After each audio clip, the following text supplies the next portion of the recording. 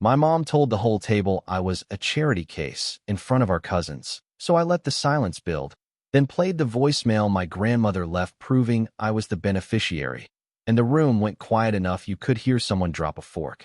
I, 32 am, never thought I'd be the type to air family secrets at a dinner table, but sometimes life pushes you into corners you didn't know existed. The whole thing started 3 years ago when my grandmother passed away. She was the only person in my family who ever made me feel like I mattered, like I wasn't some burden everyone had to tolerate. My mom always had this way of making me feel small, like everything I achieved was despite her having to raise me, not because of any potential she saw in me. My dad left when I was 5, and according to her, I was the reason he couldn't handle the pressure anymore. Growing up, I learned to keep my head down. Mom had this talent for twisting anything I did into evidence of my inadequacy. Got a B in math. Should have been an A. Made the varsity basketball team. Should have been captain. Got into a decent state college. Should have aimed for Ivy League. It didn't matter that we could barely afford the state tuition. Nothing was ever enough. Grandma was different. She'd slip me money for books, take me out for ice cream when Mom was particularly harsh, and tell me I was going to do great things someday. When I graduated college and landed a decent job in software development, she was the one who celebrated with me. Mom just asked when I was planning to move out and stop being a financial drain. I moved out at 23, got my own apartment, and tried to build a life separate from the constant criticism. I'd visit Grandma every Sunday, and we'd have lunch together. She'd ask about my work, my friends, my life. She actually listened. Those lunches were the only time I felt like I belonged to something good. When Grandma got sick, I was there.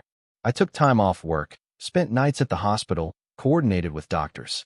Mom showed up occasionally, usually complaining about traffic or how the hospital coffee was terrible. My aunt and uncle, Mom's siblings, came by even less. But when Grandma passed, suddenly everyone was devastated. Suddenly everyone had been so close to her. The reading of the will happened 2 weeks after the funeral. I went expecting nothing. Grandma had already given me the greatest gift by just loving me unconditionally. But when the lawyer read out that she'd left me the majority of her estate, you could feel the temperature in the room drop 20 degrees. It wasn't a fortune by any means.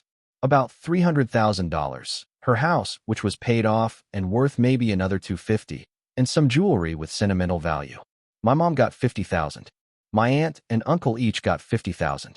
The rest went to me, along with a letter explaining that I was the only one who'd truly been there for her, who'd loved her without expecting anything in return. Mom's face went purple. She started arguing with the lawyer, demanding to see the original documents, insisting Grandma must have been senile or that I'd manipulated her. The lawyer calmly explained that Grandma had been of completely sound mind, had updated her will just 8 months before her death, and had left a voicemail for me the week before she passed, clarifying her wishes. He'd give me a copy of that voicemail along with the other documents. I never listened to it. Couldn't bring myself to for months. Just having it felt like having a piece of her still with me, and I was afraid that once I heard her voice, the finality of her death would crush me. Mom didn't speak to me for 6 months after that. Then she started with the passive-aggressive comments during family gatherings. I was ungrateful.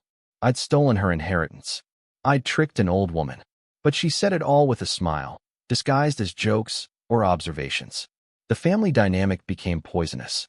I sold Grandma's house eventually. Couldn't live there without her. The money sat in investments, and I kept working my job, kept living modestly. I bought a nicer car, sure, and moved into a better apartment, but nothing crazy. I was saving most of it, being responsible. Grandma would have wanted that. Fast forward to 3 months ago. My cousin announced she was getting married, and naturally, there was going to be a big family dinner to celebrate. She was my aunt's daughter, and we'd been close as kids before life and geography separated us. I wanted to be there for her, so I RSVP'd yes despite knowing Mom would be there. The dinner was at some upscale Italian restaurant, the kind with cloth napkins and wine lists thicker than phone books. About 20 of us gathered around a long table. Cousins I hadn't seen in years, their partners, my aunt and uncle, and of course Mom. She'd brought her new boyfriend, some guy she'd been dating for a few months who worked in real estate. Everything started fine. Congratulations were offered, wine was poured, and the conversation flowed. I was sitting near the middle of the table, with Mom about 4 seats down. I could feel her watching me throughout the appetizers, that familiar look she got when she was building up to something. The entrees arrived, and my cousin started talking about their plans for the honeymoon. They were thinking Italy or Greece, somewhere Mediterranean. Someone asked if they needed help with costs, and my cousin laughed, saying they'd been saving up and should be fine. That's when Mom struck. She set down her fork with a deliberate clink and turned to my cousin with this sugary sweet smile. She told her not to worry if she needed financial help, that some people in the family were doing quite well for themselves. Then she looked directly at me and added that I'd gotten lucky with a little windfall, though really, I was still just a charity case who'd stumbled into money I didn't earn. The table went quiet. Not completely silent, but that awkward quiet where people suddenly become very interested in their pasta and the background music seems much louder. My cousin looked uncomfortable. Her fiancé looked confused. My aunt started to say something, but Mom wasn't finished. She continued, explaining to the table how I'd manipulated my grandmother in her final years, how I'd isolated her from her real family, and how I'd walked away with everything while the people who'd actually raised her got scraps. She said it was fine, though, because I'd probably blow through it all anyway given my track record with responsibility. Her boyfriend nodded along like she was making perfect sense. A few of my cousins who didn't know the full story looked at me with something between pity and judgment. I sat there, my hands gripping my napkin under the table. I could feel my pulse in my ears. This was it. This was the moment I'd been dreading and expecting in equal measure. Mom had finally done it in front of everyone, with no subtlety, no deniability. Part of me wanted to get up and leave. Just walk out and let her have her moment. Let everyone think whatever they wanted to think. But another part of me, the part that had spent 27 years being diminished and dismissed, that part said no. Not this time. I took a slow breath and set down my own fork. I looked at Mom across the table and told her I was sorry she felt that way. My voice came out steadier than I expected. Then I said that Grandma had her reasons for her decisions, and maybe Mom should consider what those reasons were. Mom's eyes flashed. She asked what that was supposed to mean. Was I calling her a bad daughter now? On top of everything else, I was going to disrespect her in front of the family?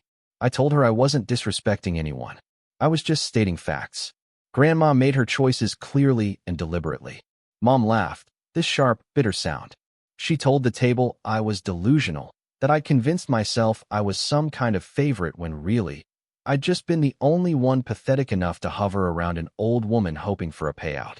My aunt tried to intervene, suggesting maybe this wasn't the time or place. But Mom was on a roll. She turned back to me and said the cruelest thing she could think of, that Grandma probably pitied me more than loved me, that the inheritance was just one last charitable donation to her failure of a grandson. The table was completely silent now. You could have heard a pin drop. My cousin's face had gone pale, her special dinner completely derailed by Mom's venom. I pulled out my phone.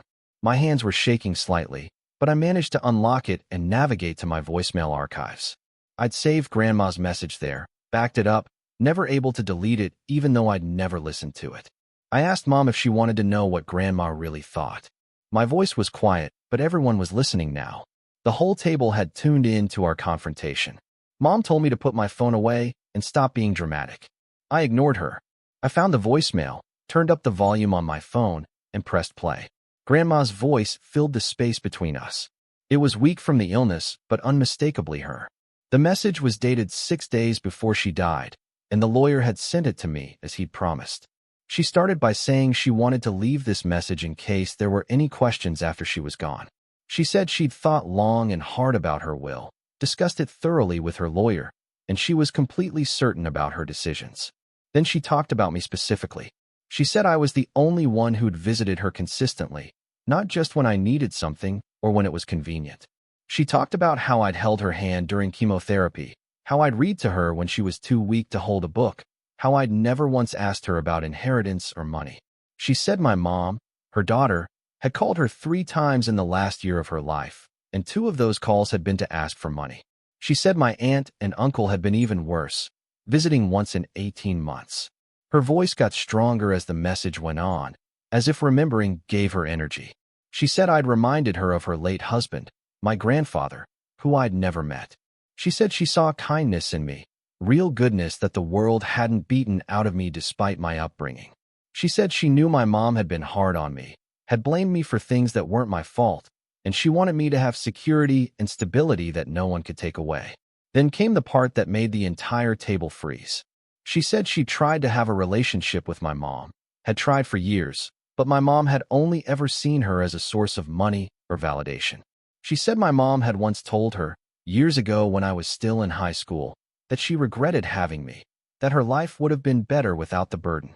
Grandma said she'd never forgotten that, never forgiven it, and she wanted me to know that I was never a burden to her. I was a blessing. The voicemail ended with her telling me she loved me, that she was proud of me, and that I should use the inheritance to build a good life, maybe start a family of my own someday, and always remember that I was worthy of love. The silence after the message ended was absolute. I looked up from my phone and saw faces around the table processing what they'd just heard. My cousin had tears in her eyes. My aunt's hand was over her mouth. My uncle stared at his plate like it might have answers. Mom's face had gone from red to white to red again. Her mouth opened and closed, but no sound came out. Her boyfriend looked profoundly uncomfortable, suddenly very interested in his wine glass. I asked Mom quietly if she wanted to call me a charity case again, if she wanted to tell everyone how I manipulated Grandma. The words came out calm, almost gentle, but they landed like hammers. She finally found her voice and told me I had no right to play that it was private, that I was humiliating her. I could see her hands shaking, could see the panic in her eyes as she realized how badly she'd miscalculated. I told her she humiliated herself. I hadn't said a word until she decided to attack me in front of everyone. I'd kept Grandma's message private for 3 years, never used it as a weapon, never threw it in her face, even when she was spreading lies about me. But she couldn't let it go. She had to make herself the victim one more time, had to tear me down to build herself up, and now everyone knew the truth. My aunt spoke up then, her voice shaky. She asked Mom if it was true, if she'd really said those things about me to Grandma. Mom tried to deflect, saying it was taken out of context, that she'd been frustrated one day years ago and vented, that everyone says things they don't mean. But my uncle cut her off. He said he remembered that time period, remembered Mom complaining constantly about having to raise me alone. He said he'd always wondered why Grandma had become so distant with Mom in those last years, and now it made sense. The dinner fell apart after that. My cousin apologized to me, said she had no idea things had been that bad. Her fiancé looked sympathetic.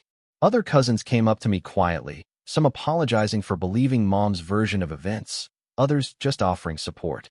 Mom left early with her boyfriend, claiming she wasn't feeling well. As she passed my chair, she leaned down and hissed that I'd regret this, that I'd destroyed our relationship permanently. I told her we didn't have a relationship to destroy, not a real one, and maybe that was the problem all along. Update 1. That was 2 months ago. The fallout has been extensive and complicated. Mom hasn't spoken to me since that dinner. She's blocked me on everything and told my aunt she never wants to see me again. Part of me feels guilty about that, but a larger part feels relieved. I spent my entire life trying to earn her approval, trying to be good enough, and I finally understand I never could have been. The problem was never me. My cousin's wedding happened last weekend. It was beautiful. Mom didn't attend, claiming she was too hurt by family drama. My aunt told me privately that Mom had tried to convince her to uninvite me, but my aunt had refused. She apologized for not seeing how bad things were, for not standing up for me more when we were younger. The wedding reception was the first major family event where I felt like I could breathe. People talked to me normally, asked about my life, treated me like an actual person instead of Mom's problem child. My cousin thanked me for coming and told me Grandma would have been proud of how I handled everything. I've started therapy. Turns out growing up with a parent who treats you like a mistake leaves some psychological scars. My therapist thinks I have some complex PTSD around rejection and criticism. We're working through it. For the first time in my life, I'm learning to believe I'm not inherently defective. The money from Grandma has done more than provide financial security. It's given me options. I'm looking at going back to school for a master's degree, something I never thought I could afford. I'm also finally pursuing hobbies I'd always put off, like woodworking and photography. Grandma's gift wasn't just money. It was permission to believe I deserved good things. My aunt reached out last week asking if I'd be willing to talk to Mom, to try to rebuild bridges. I told her honestly that I couldn't be the one to extend the olive branch this time. Mom has never apologized for anything she said or did. She's never acknowledged how she treated me. Until she can do that, there's nothing to rebuild. Some family members think I'm being stubborn. They say she's still my mother, that family is family, that I should be the bigger person. But I'm done being the bigger person. I've been the bigger person my entire life, absorbing her cruelty, excusing her behavior, hoping that if I was just good enough, she'd love me properly. I can't do that anymore. A few cousins have distanced themselves, choosing mom's side or just wanting to avoid the drama entirely. That stings, but I understand it. Family dynamics are complicated, and I don't expect everyone to pick sides. But others have gotten closer. My uncle invited me to a basketball game next month. My younger cousin asked me to help him with college applications, knowing I'd been through the process without much family support. These small connections feel precious in a way they never did before. I think about Grandma all the time. I wish she could see how things turned out, how her last act of love gave me the strength to finally stand up for myself. Sometimes I listen to that voicemail again, usually late at night when I'm doubting myself. Her voice reminds me that at least one person saw my worth, that I wasn't invisible or unlovable. The revenge, if you can call it that, wasn't in playing the voicemail. It was in refusing to accept Mom's narrative anymore. It was in letting the truth exist in the open air instead of protecting her from consequences. For 32 years, I carried the weight of her disappointment. Now she can carry the weight of her choices. I don't know if we'll ever reconcile. Part of me hopes she'll have some revelation, some moment of clarity where she realizes how deeply she hurt me and genuinely wants to make amends. But I'm not holding my breath. People don't usually change that fundamentally, especially when they've spent decades believing their own story. What I do know is that I'm building a life Grandma would be proud of. I'm learning to be kind to myself. I'm surrounding myself with people who see my value. And on my worst days, when the old voices of inadequacy get loud, I have proof that at least one person thought I was worth everything. That dinner table moment when I pressed play wasn't about hurting Mom. It was about refusing to be hurt anymore. Sometimes the best revenge is just refusing to carry someone else's poison in your veins. Sometimes it's just the truth, spoken clearly, with witnesses who can no longer pretend they didn't hear it. I'm still figuring out who I am without Mom's criticism as my compass. It's harder than I expected, dismantling 32 years of programming. But it's also freeing in ways I couldn't have imagined. For the first time, I'm writing my own story instead of being a supporting character in hers. And maybe that's what Grandma wanted all along. Not just to give me financial security, but to give me permission to walk away from toxicity, to choose myself, to know that I was always enough exactly as I was. The room went quiet enough you could hear someone drop a fork. And in that silence, something shifted. Not just at the table, but inside me. I finally heard my own voice instead of just echoes of hers. If you'd like to see more stories like this, a gentle tap on the subscribe button would mean the world to us.